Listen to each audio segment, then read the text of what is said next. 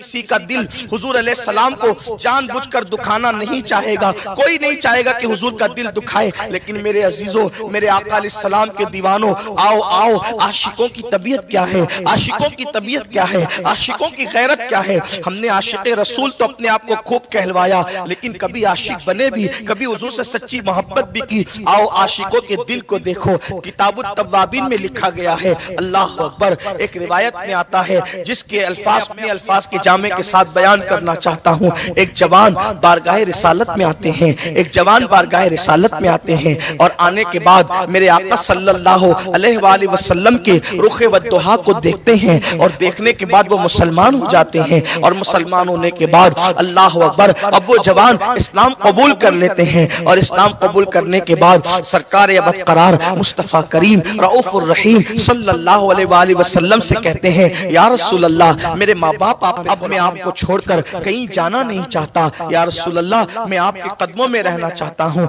इसलिए कि आपके बगैर रह न सकूंगा। आकाए करीम सल्लल्लाहु अलैहि वसल्लम उनको अपने साथ रख लेते हैं और उनको मेरे आका अलैहि सलाम अपनी बारगाह में हमेशा रहने की इजाजत दे देते हैं। फिर क्या था, हुजूर अलैहि सलाम ने उनको मुख्तलिफ ड्यूटियां दे रखी थी। बकरियों को चारा देना, इसी तरह बकरियों को चराने के लिए चले जाना, कभी कोई काम करना, कभी कोई काम करना। एक दिन ऐसा हुआ, अल्लाह के हबीब अलैहि सलाम ने उस जवान से फरमाया, ए जवान, जाओ और फलां को बुला करके लाओ। जब वो जवान निकलने के बाद किसी को बुलाने के लिए जा रहे थे, रास्ते में क्या देखा, एक औरत जो है वो गुस्ल कर रही है और गुस्ल करने वाली एक औरत पर बिला इरादा, बगैर किसी इरादे के गुस्ल करने वाली एक औरत पर उनकी नजर उठ जाती है। जैसे उनकी नजर उठी उस जवान की, उस जवान ने फौरन हुजूर की ताबिक अपनी नजर को फेर लिया। नजर उठी और उन्होंने नजर को फेर लिया। जब उन्होंने नजर को फेर लिया, अचानक दिल में ख्याल आया, ए फुलां, तूने क्या किया? अल्लाह के रसूल अलैहि सलाम ने इस मंजर को देखना हराम करार दिया। तूने गुस्ल करने वाली औरत को देखा। अब कोई औरत अगर गुस्ल कर रही हो तो उसकी कैफियत और पोजीशन क्या होगी, ये बताने की जरूरत नहीं है। मेरी ज़बान हया खामोश है कि उस वक्त पोजीशन क्या रही होगी, लेकिन आप सब समझदार है, समझ सकते गुस्ल करने वाले की पोजीशन क्या होती। उस नौजवान की नजर पड़ी और उसने नजर फौरन फेर ली।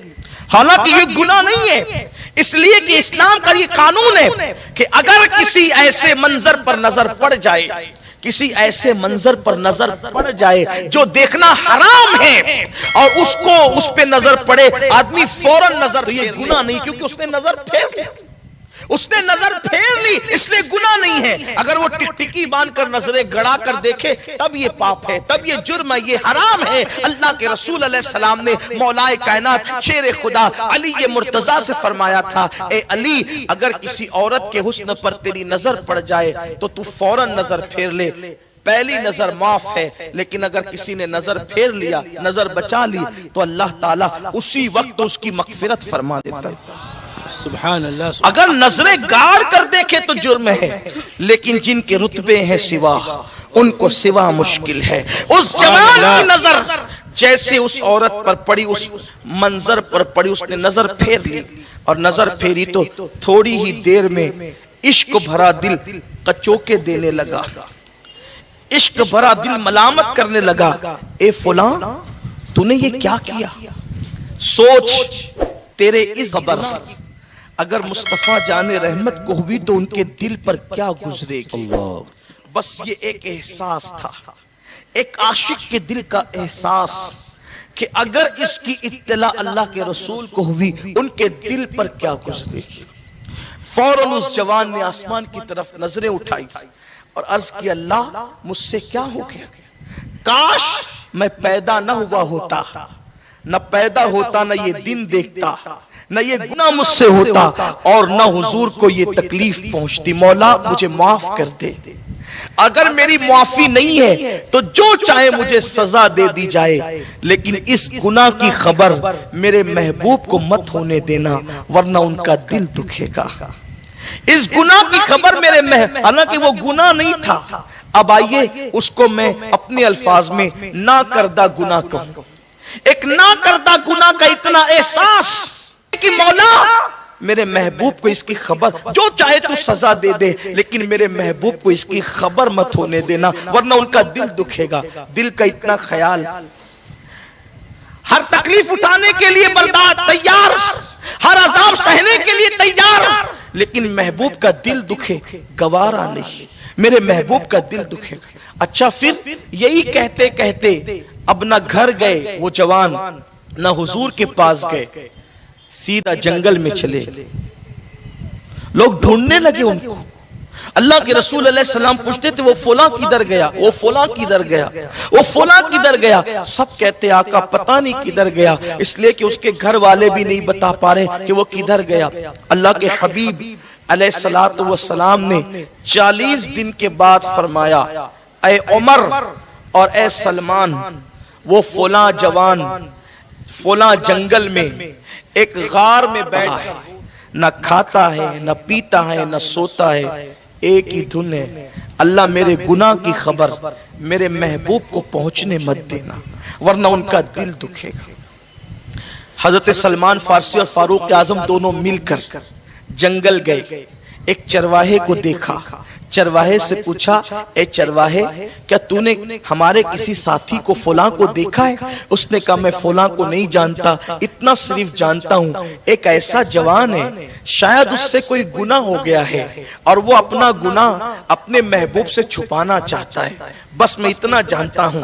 حضرت فاروق اعظم نے کہا سلمان اپنا بھائی مل گیا، پھر اللہ اکبر کہا اس چرواہے سے وہ کہاں ہے؟ کہا وہ کہاں ہے مجھے نہیں پتا، البتہ جب رات تاریک ہو جاتی ہے، رات نصف گزر جاتی ہے تو وہ آتا ہے اور اپنے سر پہ ہاتھ رکھ کر اپنے بالوں کو پکڑ کر آسمان کو دیکھ کر روتا اور کہتا ہے مولا کاش میں پیدا نہ ہوا ہوتا، اور پیدا ہوا تھا تو مر جاتا، نہ مجھ سے یہ گناہ ہوتا نہ میرے محبوب کے دل کو تکلیف پہنچتی، اللہ مجھے معاف کر دے یا جو چاہے سزا دے دے لیکن میرے محبوب کو میرے گناہ کی خبر مت ہونے دینا ورنہ ان کا دل دکھ جائے گا۔ کہا بس وہ یہی کہتا ہے اور روتا رہتا ہے۔ فاروق اعظم کہتے ہیں اللہ اکبر کیا تو ہمیں بتا سکتا ہے وہ کہاں ہے؟ میں نہیں جانتا، وہ آئے گا انتظار کرو۔ رات آدھی گزری، اس کے بعد کسی کے رونے کی آواز آئی، فاروق اعظم نے اس جوان کو سینے سے چمٹایا اور کہا اے فلاں چلو تمہیں حضور بلاتے ہیں۔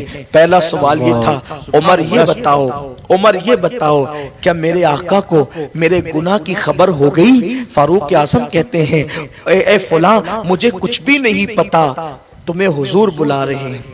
انہوں نے کہا اے عمر آپ کے بڑے احسانات ہیں، ایک احسان اور کریں کہ میں سامنا کرنے کی ہمت نہیں رکھتا، میں کس منہ سے سامنا کروں گا کیونکہ میں نے بہت بڑا گناہ کر لیا ہے، البتہ انہوں نے بلایا ہے تو میں انکار بھی نہیں کرتا، چلوں گا لیکن ایک شرط ہے کہ مجھے اس وقت حضور کے پاس لے کر چلنا جب میرے آقا حالت نماز میں ہو، تاکہ حاضری بھی ہو جائے اور سامنا بھی نہ ہو سکے۔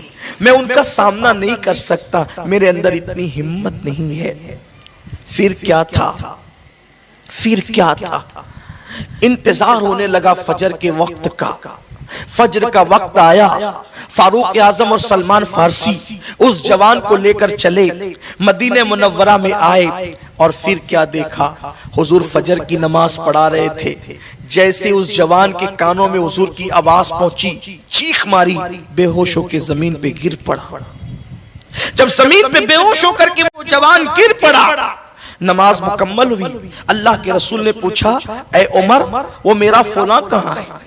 ہائے ہائے جسے حضور میرا کہتے، وہ میرا فلاں کہاں ہے؟ وہ میرا فلاں کہاں ہے؟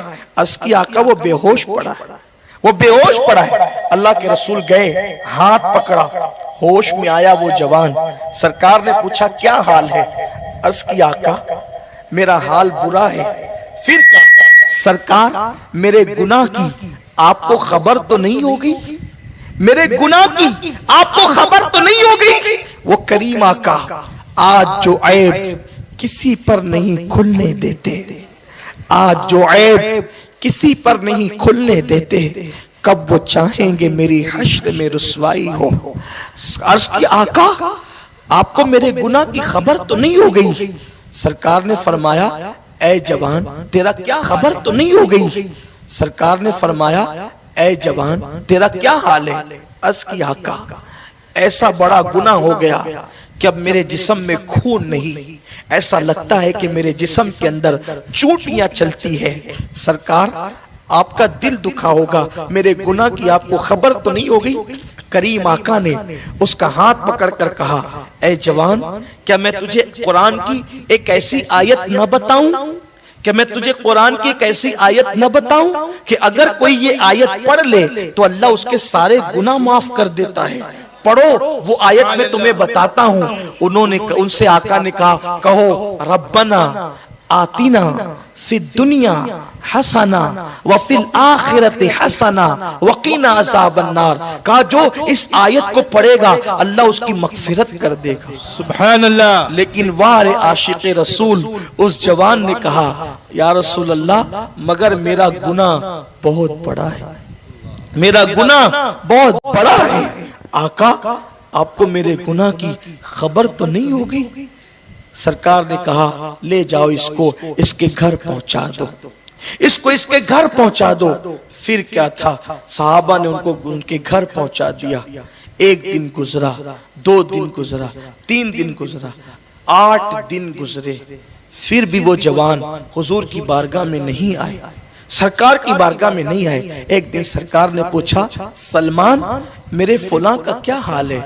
عرض کی آقا وہ زندہ نہیں رہے گا، ایسا لگتا ہے وہ مر جائے گا۔ یا رسول اللہ وہ زندہ نہیں رہے گا، وہ مر جائے گا، نہ کھاتا ہے نہ پیتا ہے نہ سوتا ہے، ایک ہی بات کہتا ہے اے اللہ میرے گناہ کی خبر میرے محبوب کو مت ہونے دینا ورنہ ان کا دل دکھے گا۔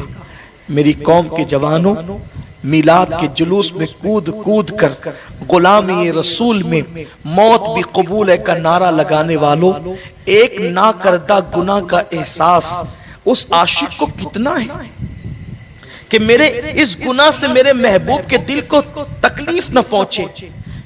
ذرا سوچو جب مسلمان جوانوں کے ہاتھوں میں شراب کی بوتلیں ہوتی ہوگی حضور کے دل پہ کیا گزرتی ہوگی؟ کبھی احساس کیا؟ اپنی عورتوں کو ماں بہنوں کی گالیاں دینے والوں، جب کوئی اپنی بیوی کو اپنے بچوں کو ماں بہنوں کی گالیاں دیتا ہوگا اس وقت تو حضور کے دل پہ کیا گزرتی ہوگی؟ جب مسلمان مال کی محبت میں سود کے دھندے کرتا ہوگا اس وقت تو حضور کے دل پہ کیا گزرتی ہوگی؟ اللہ، یہی عاشق رسول ہے، یہی عشق رسول ہے، یہی محبت رسول ہے۔ دشمن اگر حضور کو پتھر برساتا ہے حضور پر تو دشمن تو ہے ہی اس لیے کہ اذیت پہنچائے، عاشق کہلا کر حضور کے دل کو کب تک دکھاتے رہو گے؟ حضور کے دل کو کب تک تکلیف پہنچاتے رہو گے؟ کیا یہ سوچ کر گناہ نہیں چھوڑ سکتے کہ میرے گناہ سے میرے نبی کے دل کو تکلیف پہنچتی؟ ارے ان کے دل کی خوشی کے لیے جب اللہ قبلہ بدل دیتا ہے تو ان کی دل کی خوشی کے لیے ہم اپنے گناہوں کی زندگی نہیں بدل سکتے؟ بے شک جان دینے کی بات کرتے زندگی نہیں بدل سکتے۔ سوچو ہم کیا کر رہے ہیں، ہم کیا کر رہے ہیں؟ عشق رسول کے نام پر ہم کیا کر رہے ہیں؟ عاشق رسول کہنا کہ ہم حضور کو کتنی اذیت پہنچا رہے ہیں۔ حالانکہ مجھے یقین ہے دل دکھانے کی نیت کسی کی نہیں ہے لیکن دل تو دکھ رہا ہے۔ نرم نرم گدوں پر فجر کی نمازیں جب ترک ہوتی ہوگی حضور کے دل پہ کیا گزرتی ہوگی؟ مسجدیں ویران ہوتی ہوگی حضور کے دل پہ کیا گزرتی ہوگی؟ موبائل پر لڑکیوں سے لمبی لمبی باتیں ناجائز اور حرام باتیں کرتے ہوں گے حضور کے دل پہ کیا گزرتی؟ ماں نہیں جانتی تم فون پہ کیا کرتے ہو، باپ نہیں جانتا لیکن حضور تو جانتے ہیں، بے شک انہیں تو سب خبر ہے۔ آقا نے پوچھا اے سلمان میرے فلاں کا کیا؟ عرض کی آقا وہ زندہ نہیں رہے گا، وہ مر جائے گا، کیونکہ اسے تو چین ہی نہیں ہے، بس وہ تو ایک ہی بات کرتا ہے اے اللہ میرے گناہ کی خبر میرے محبوب کو مت ہونے دے۔ میرے کریم آقا نے کہا چلو آج ہم اس کے گھر چلتے، چلو آج ہم اس کے گھر چلتے اور اس کو خوش کرتے ہیں تاکہ وہ اس فکر سے باہر آ جائے۔ سرکار گئے، اور ان کے بستر پہ جا کر بیٹھ گئے. سرے بالی انہیں رحمت کی ادا لائی ہے. کیا بات ہے. سرے بالی انہیں رحمت کی ادا لائی ہے. حال بگڑا ہے تو بیمار کی بنائی ہے. سبحان اللہ. ان کی زلفیں نہیں رحمت کی گھٹا چھائی ہے. ان کے ابرو نہیں دو قبلوں کی یکجائی ہے. سرکار ان کے بستر پہ جا کر بیٹھ گئے اور اس جوان سے کہا کیا حال ہے. اس جوان نے پھر کہا آقا میرے گناہ کی خبر آپ کو ہو تو نہیں گئی. سرکار نے کرم کیا اور ان کا سر اٹھایا اور ان کا سر اٹھا کر اپنی گود میں رکھا.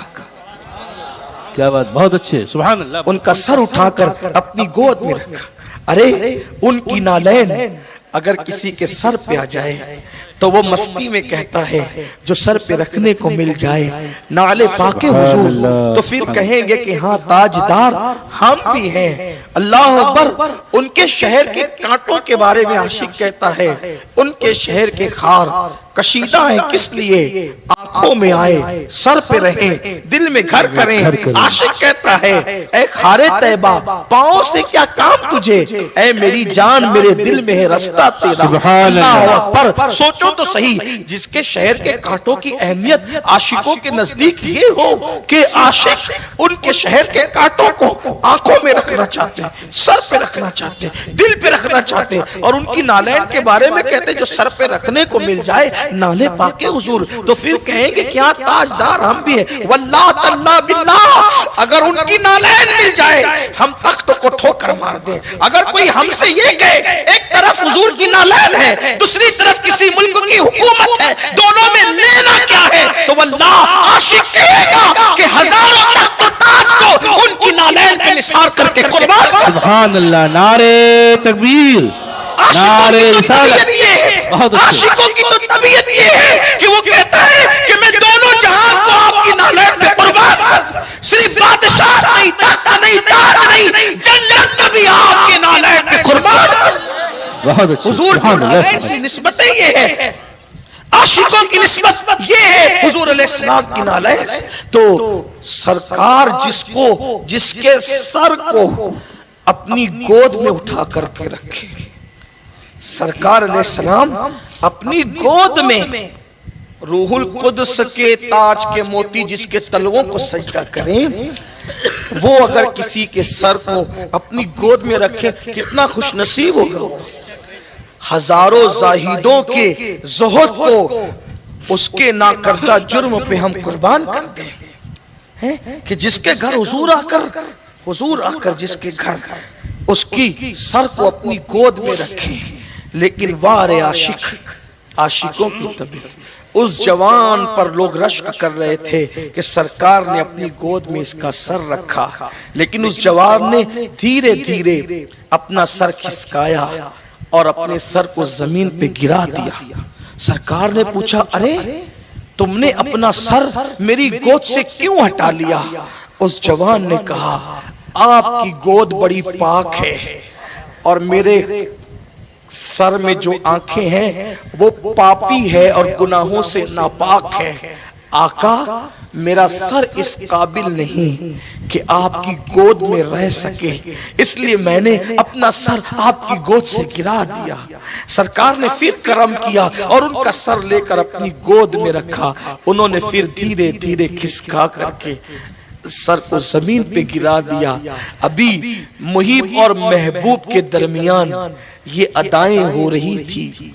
حضرت نے اس منظر کو دیکھا اور جبریل سے کہا جبریل جاؤ اور جا کر کے میرے محبوب سے کہہ دو کہ ایک ناکردہ جرم پر آپ کے دل کا خیال کرتے ہوئے یہ اتنا رویا ہے اتنا نادم ہوا ہے کہ ہمیں اس پہ پیار آیا اور ہم اعلان کرتے ہیں کہ یہ ایک گناہ نہیں بلکہ سارے اولین اور آخرین کے گناہوں کے برابر بھی یہ گناہ لے کر آئے تو بھی ہم اس کی مغفرت کر دیں. سبحان اللہ سبحان اللہ. آپ کی خاطر رو رہا ہے آپ کے دل کا اس کو اتنا احساس ہے اگر یہ پوری کائنات کے برابر جرائم لے کر آئے پوری کائنات کے برابر گناہ لے کر آئے تو بھی ہم اس کی مغفرت کر دیں گے. جیسے حضور پہ وحی کے آثار ظاہر ہوئے سرکار نے فرمایا اے میرے صحابہ دیکھا اللہ نے اس کے بارے میں کیا کہا. صحابہ نے کہا حضور کیا کہا.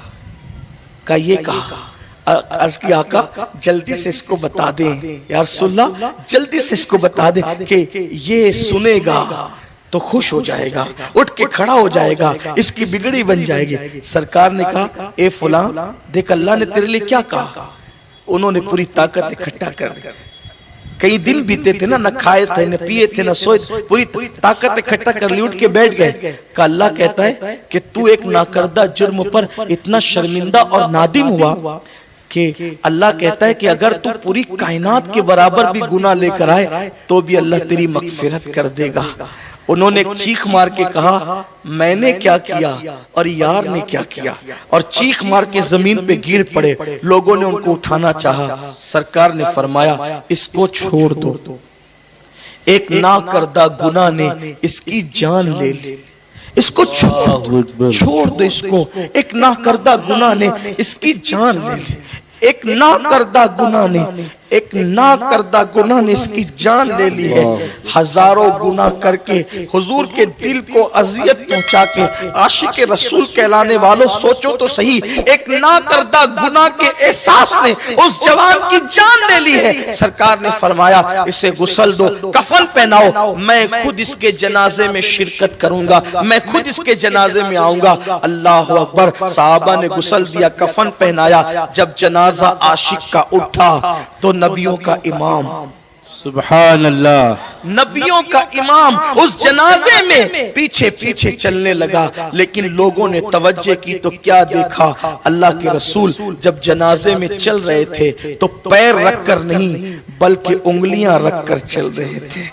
سرکار انگلیاں رکھ کر، صحابہ نے اس کی آقا ہمارے ماں باپ آپ پر قربان، آپ انگلیاں رکھ کر چلنے، اس سے پہلے ہم نے آپ کو ایسے نہیں دیکھا۔ سرکار نے فرمایا تمہیں کیا خبر، تمہیں کیا پتا، جو میں دیکھتا ہوں وہ تم نہیں دیکھتے، جو میں سنتا ہوں تم نہیں سنتے۔